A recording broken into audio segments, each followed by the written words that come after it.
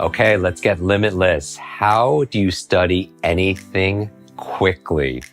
How do you cram correctly? And this episode is for students of all ages and all stages. This is for parents that want to help students. This is for if you're going for your MBA, you're in medical school, or you're a student of life. You have to prepare for a meeting, a sales call. You need to absorb a lot of information in a very short period of time. So it's abbreviated. So how would I approach studying new material in a short period of time? So one of the first keys to learning anything faster, any subject, is to really have a goal. And so when I sit down, I want to ask questions. I want to have a target in mind. A lot of people don't learn something because they just don't know what they're looking for. They don't know when they're going to be successful. And remember this, questions are the answer. Questions are the answer. So ask yourself numerous questions. You'll notice that in our Limitless book that all the chapters start with primer questions, right? Questions stimulate that part of your brain called the reticular activating system, RAS, to really direct your focus and your awareness and get you alert. And then you're like, oh, there's an answer, there's an answer, there's an answer. So first, prime yourself with questions. Now, I would also say, remember this as a reminder, as a quick reminder, that all learning is state dependent. All learning is state dependent, meaning that if you learn something in a bored state, information by itself is forgettable, but information combined with emotion becomes unforgettable, right? So you have to up the emotion. And so how can you add some fun into your studies? How can you add a little bit of more joy? How can you add a little bit more interest and excitement? And part of it is different for different people. Some people, before they start studying, they'll play music in the background. They have a soundtrack to their life. I don't know if you have a song that puts you in the mood to get you focused, it gets you motivated, right? Get you excited about something. Some people do some jumping jacks or some cartwheels. They do some rebounding. They move their body. They put smile on their faces because you have to up your emotion. Because if you're in a bored, sedated state, the information will not be encoded very strong. So you're not going to be able to retrieve the information outside of your mind. So just remember that. Now, it's not just your internal environment. The next tip would be to really optimize your external environment. What do I mean by that? Your workspace. And I would highly recommend, if you could avoid it, do not work on your bed. I see so many people of all ages working in their bed. Here's the thing. The environment that you're learning something in gets encoded with the information and the feelings and the emotion that come with that. And really, some people actually have sleep issues because they work in bed and they can't differentiate that between that and actually going to sleep. Or if you associate bed to going to sleep, you're not going to be very efficient in your studies. So either way, it's a lose-lose, right? And so really, what's an ideal environment? It's never going to be perfect. All right. There could be kids around, there could be distractions, there could be noise, but do the best you can. Some people are learning remotely, or maybe they're working remotely. Do the best you can to have a dedicated environment so that when you go in that space, then you go into you're in the zone, right? This is where you're going to be studying, right? Every area of your home or your office should really be dedicated, ideally, to certain behaviors that when you go to do, whether it's like, watching something on your iPad, it just puts you in entertainment mode, right? Or you're going to the gym, you're just going to work out. You're not on your phone doing social media, right? Whatever environment, it really sets an internal environment to put you in a place where you're just really optimized for that certain behavior. Now, what I would recommend, so always studying in the same place, ideally.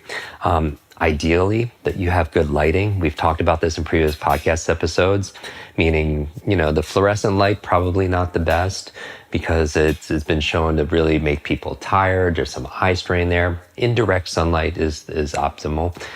Temperature, find something that's not putting you to sleep, that keeps you alert. Sometimes for most people, it's a little bit on the cool side also as well. Good airflow, because oxygen is so very important in the process. So you're getting a good environment. Plus, your environment, do the best you can to free yourself from what?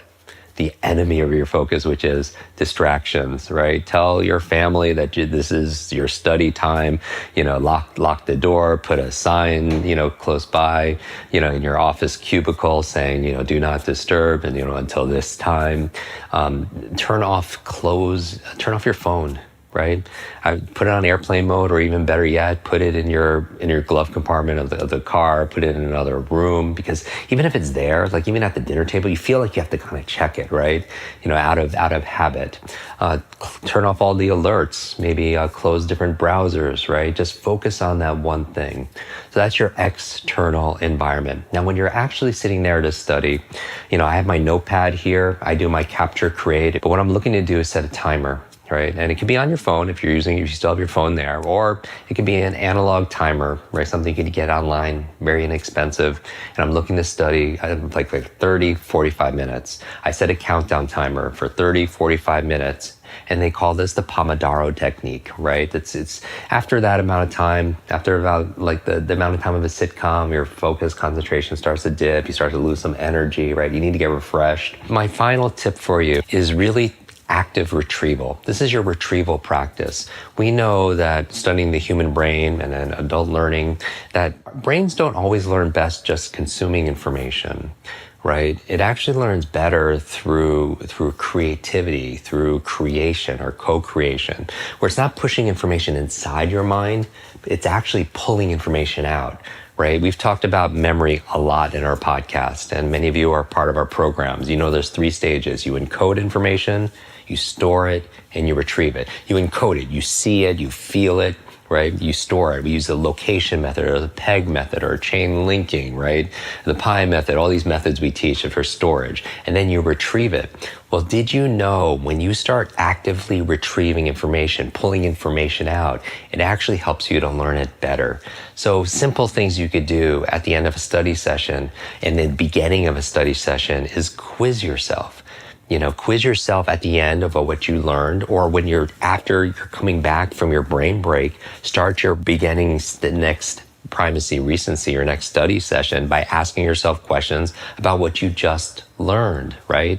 This is a way of forming active retrieval or retrieval practice to help you to really ingrain and test yourself to see if the information is really there. Right? Sometimes when we write things down, and it's okay to take notes, obviously, we feel like it's there, but we don't have to really know it, right?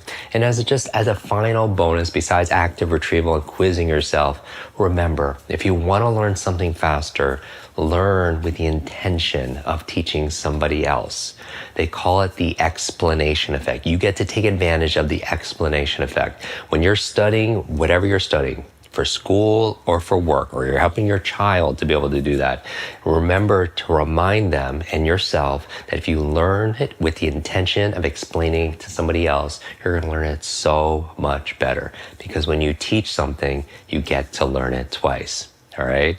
Now, I gave you a lot of quick tips in this episode on how to learn more rapidly, how to study something, and you're going to get so much more out of it. Better comprehension, better organization, better actual retention of the information. And these little tips, little by little, they become a lot.